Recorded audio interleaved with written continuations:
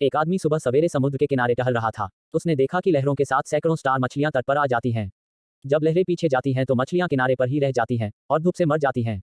लहरें उसी समय लौटी थीं और स्टार मछलियां अभी जीवित थीं। वह आदमी कुछ कदम आगे बढ़ा, उसने एक मछली उठाई और पानी में फेंक दिया।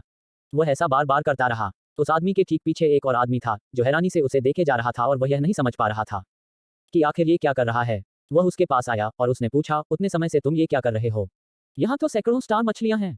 तुम भला कितनों को बचा सकोगे? तुम्हारे ऐसा करने से आखिर क्या फर्क पड़ने वाला है? उस आदमी ने कोई जवाब नहीं दिया। वह 2 कदम आगे बढ़ा, उसने एक मछली उठाया और पानी में फेंक दिया और फिर उसने कहा, इससे इस एक मछली को तो फर्क पड़ता है।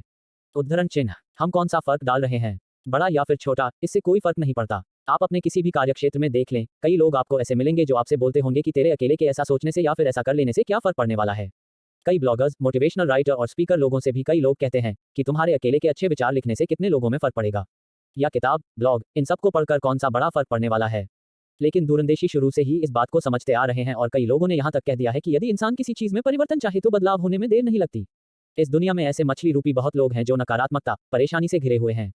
हम एक साथ ही सबको पॉजिटिव रखने में मदद नहीं कर सकते, पर हमारे द्वारा एक भी आदमी की लाइफ में कुछ अच्छा फर्क पड़ता है तो हमारे तो इससे बड़ी खुशी की बात क्या होगी।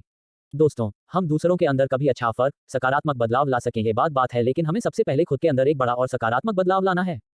तभी दूसरों के अंदर कुछ बड़ा फर्क लाने में अपना योगदान दे पाएंगे।